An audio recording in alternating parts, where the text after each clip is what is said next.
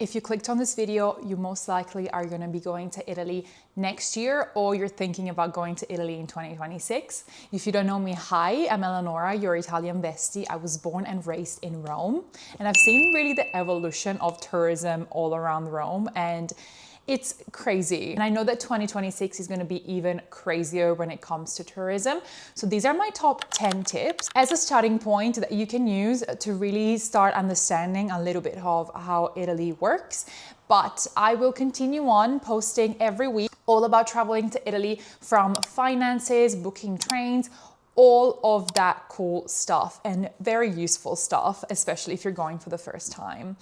However, this episode will be all about 10 things you should know before you travel to Italy. Make sure you hit that subscribe button so you don't miss any other episodes. My first tip is expect Italy to be busy. I know this is super simple. However, if you don't realize how busy the main cities are gonna be, like 90% of the tourism in Italy, it is actually in the cities of Milan, Florence, Venice, and Rome, pretty much. So if you don't expect that, you will be insanely surprised. And there is some suburbs in Rome or some areas in Rome where you can barely walk. And I don't want actually tourists to go to Italy and just be so overwhelmed and actually hate it because, they weren't prepared enough. So I would say my top tip is to go in the months of September, October. I mean, it will still be busy,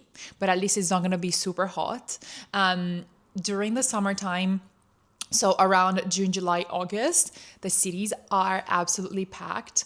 And obviously it is for a good reason because the weather is so nice.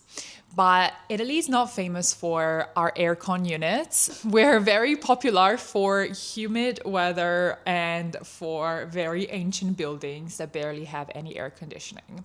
So just be prepared either way. I love taking annual leave when I'm in Italy for September/October. October is a little bit better and it's still not very rainy, while September can actually be a little bit more rainier, and November as well, or April, May. It's really great, perfect temperatures. It's not as packed as the summertime. So this is my tip number one. And also make sure you visit the lesser known places because there's 20 regions in Italy. So why just go to the super popular cities? You can do a balance of both, which I will share more about in my video about 2 weeks in Italy, my perfect itinerary. Now, tip number 2 is how to book museums without getting scammed. Now, if you book online, you most likely will see websites like Viator or Get Your Guide. Those are super safe. And the tour companies that actually are in those websites, they are super legit.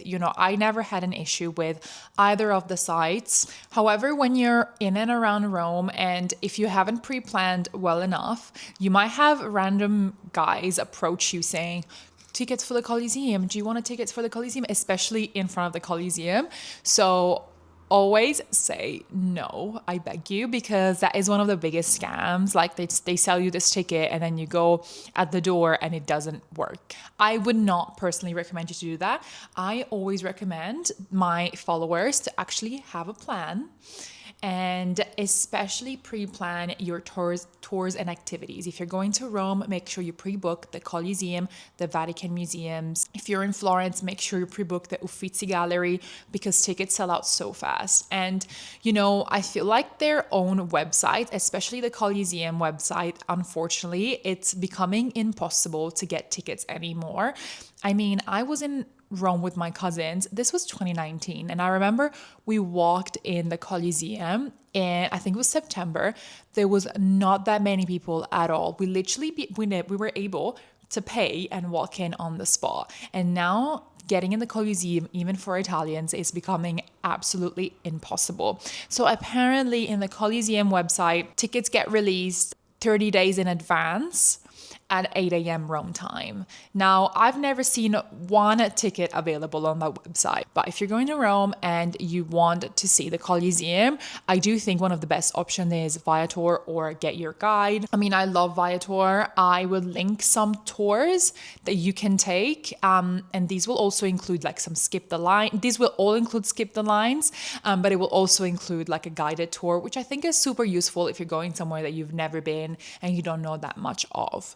So I will leave everything down below to book these sites. So now number 3, the one thing I see is tourists going to Italy and not knowing where to eat. Obviously, Italy is the country for excellence for beautiful, incredible foods.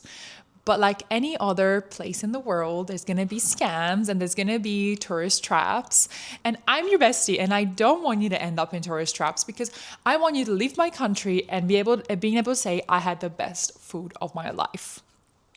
But if you don't know where to eat, it's super hard to actually find the good restaurants. Like, obviously, it's not that hard, but also if you stay within the touristy areas, it's super hard. Like, I personally don't really know. If you tell me, let's go and eat somewhere around the Colosseum, I would not be able to tell you like a spot that is around the Colosseum, literally, that actually serves nice food. Because if a restaurant is facing the Colosseum or the Pantheon or the Trevi Fountain, you're going to be paying 4 times the price for the worst quality foods. Unfortunate. This is like, I don't know why that is it, because you could literally serve nicer foods. But yeah, they're all really bad. And every time I walk past, like especially around the Pantheon, and I look at people's plates, I'm like, I cannot believe you're eating that.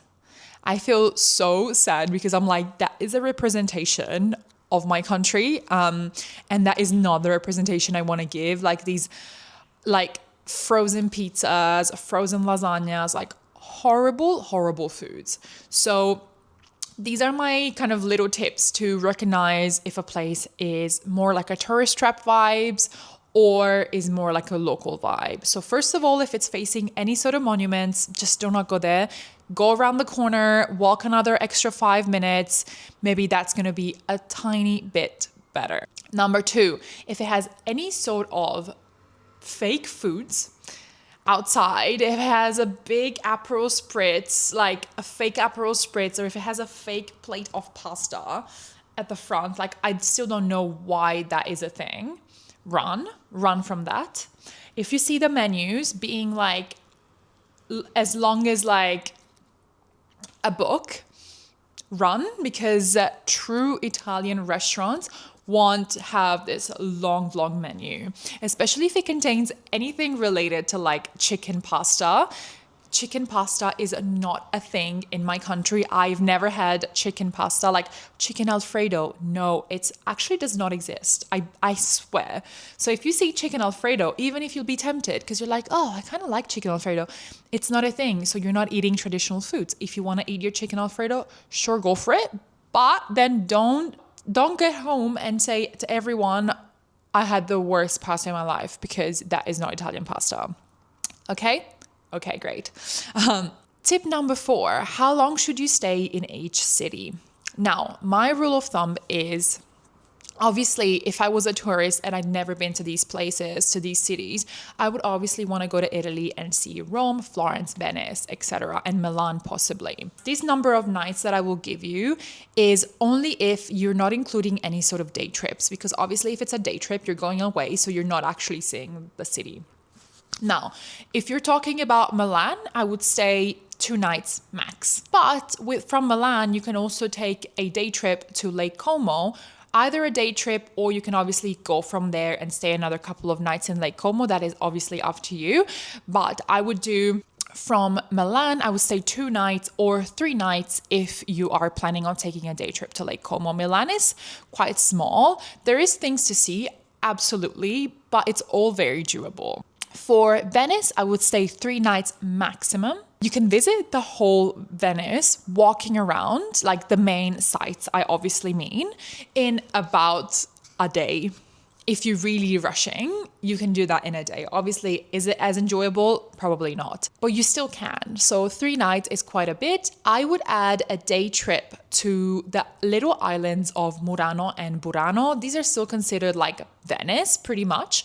So you can do that and then head home. It's all done with a ferry, like it's like a 30-minute ferry, and it takes you to these 2 separate islands where they are highly skilled in lace making and also glass blowing. So definitely do 3 nights in Venice. I would do 3 nights in Florence maximum. Again, Florence is super compact as well, so you won't need that much time. And to go from one end of the city center up to the other end of the city center, it's literally about 20-minute walk. Like, it's not that far. In Rome, if you want to take your time, I would say 4 nights. If you don't care too much about seeing every single monument, then 3 nights are more than enough. I will never tell you to go and stay at one place for 1 night. Even 2 nights, that is a stretch, okay?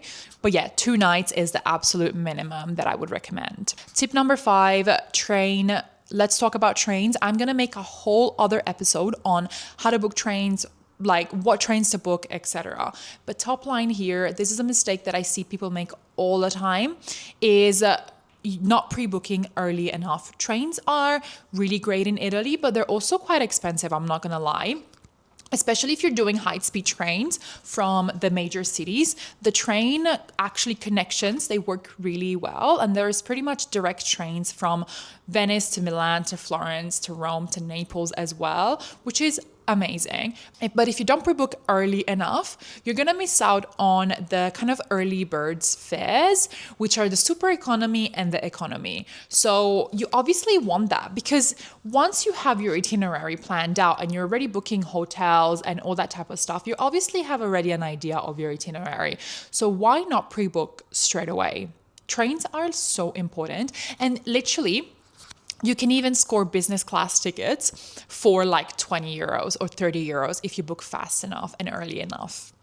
So this is my train tip. Number 6, this is a fake leather scam. I mean, this is it really a scam? I don't know if you can call that a scam, but I feel like for tourists that aren't educated enough on the leather kind of business in Italy, every store might look like, oh my God, it's a real Italian leather store. No, unfortunately not. They might be made in Italy in some sort of capacity, but those stores, there's gonna be stores in Italy where you see that they have the same exact bags in every corner. So obviously, how can that be authentic? How can that be real Italian leather if there is no style, the same style, so pretty much no style at all, the same colors? How is that real leather? So just make sure you go to real artisans. And, you know, I post a lot about, you know, true made in Italy brands up on my Instagram and where to shop in Italy. And yeah, these are just factory made bags. They have nothing artisanal. Number 7, make sure on public transport you validate your ticket. I say this many, many times because unfortunately people get fined quite a bit. Lately, especially in Rome and Milan, you can actually tap on with your phone, which is crazy because it's such a big step into technology for Italy. But anyways, you can tap your phone, which is perfect. However, if you're still buying physical tickets, which you can buy from like news agents, then you have to put it in the little machine and make sure you validate the ticket. This is on buses and obviously on metros and trains in Italy. Number 8 is why you must pre-book the Colosseum and the Vatican's.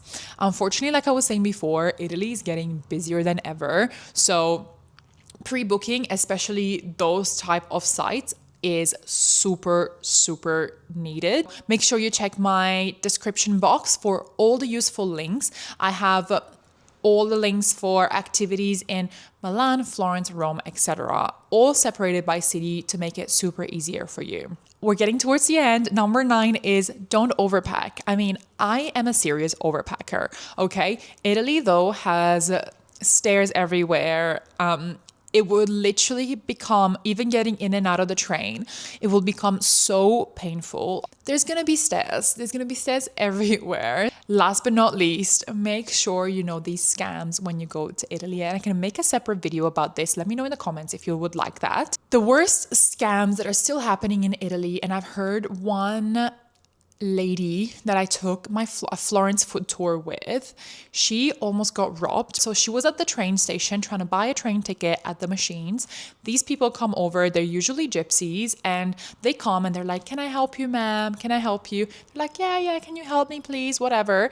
They obviously know Italian, so it's much easier for them to, help you out, much easier to understand the ticket machine situation. But in the meantime, they study how they can rob you, and then they might rob you. Luckily, the lady that I met, she clocked on them, so she didn't get robbed.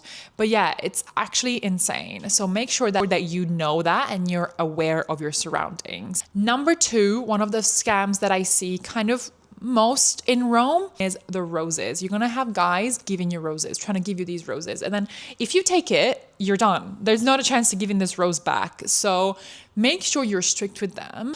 They will be trying to put bracelets on you, and then you're stuck with the bracelet. You won't be able to, cut it off. And then they will ask you for money, and they become more and more aggressive. Now that you know, try not to fall for these scams. I truly hope you enjoyed this video. Let me know if you found it useful. I am having so much fun recording these YouTube videos for you guys. So yeah, make sure you subscribe and follow me on socials. Check the description box down below for all the useful information, and I'll be seeing you in my next video.